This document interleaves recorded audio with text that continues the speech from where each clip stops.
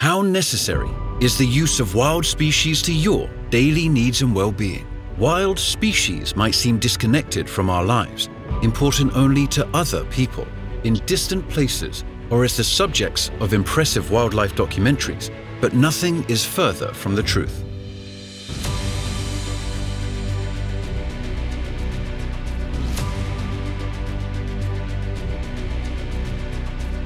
Billions of people in all developed and developing countries use wild species every day for food, energy, materials, medicine, recreation, inspiration, and countless other vital contributions to our lives.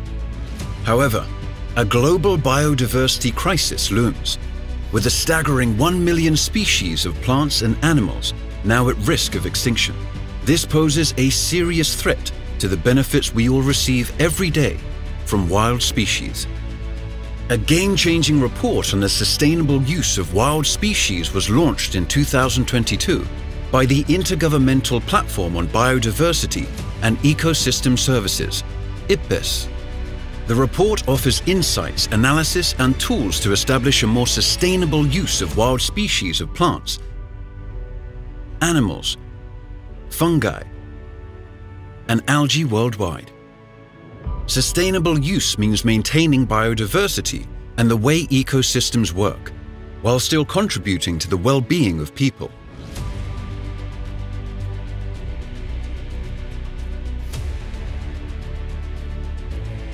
About 50,000 wild species are used by people around the world, with 70% of the world's poor directly dependent on these uses. In developing countries, rural populations are most at risk from unsustainable use of wild species, with lack of alternatives often forcing them to exploit wild species already at risk. But the use of wild species extends far beyond the global south. It serves as a significant source of income worldwide. Wild tree species, for instance, account for 2/3 of global industrial roundwood, and trade in wild plants, algae, and fungi is a billion-dollar industry. Even non-extractive uses of wild species, such as ecotourism based on observing them, generated 8 billion visitors and $600 billion for protected areas annually before the COVID-19 pandemic.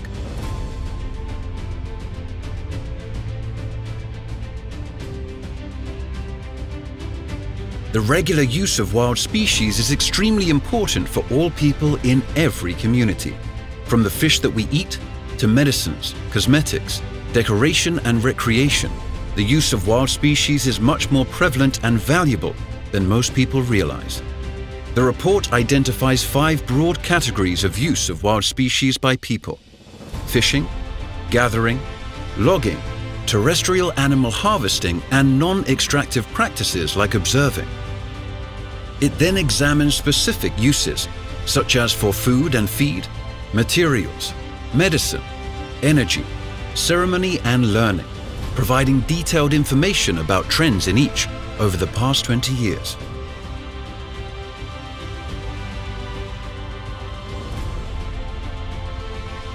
Overexploitation is one of the main threats to the survival of many land-based and aquatic species in the wild.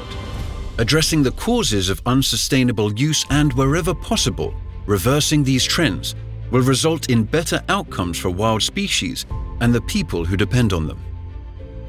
The report identifies other main drivers that impact the abundance and distribution of wild species and can increase stress and challenges among the human communities that use them. Global trade in wild species has also expanded substantially over the past 4 decades, and without effective regulation across supply chains, from local to global, this trade generally increases pressures on wild species, leading to unsustainable use and sometimes to wild population collapses. Illegal trade in wild species is actually the 3rd largest class of all illegal trade. The estimated annual value of illegal trade in wild species is up to $199 billion.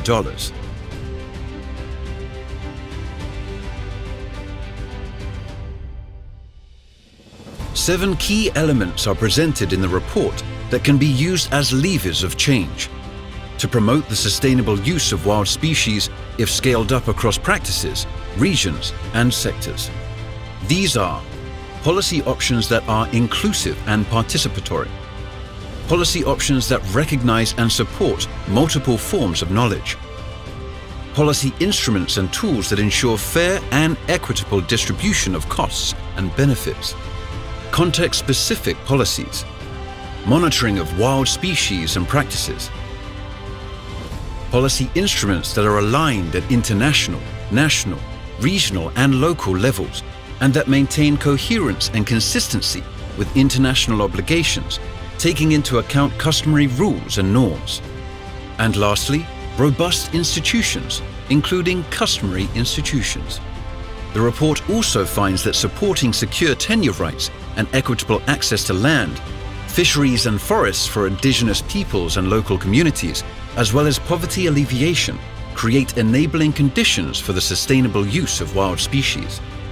The sustainable use of wild species is crucial to ensure the success of many of the most pressing global development challenges, from poverty, hunger and health, to education, gender equity, energy and innovation.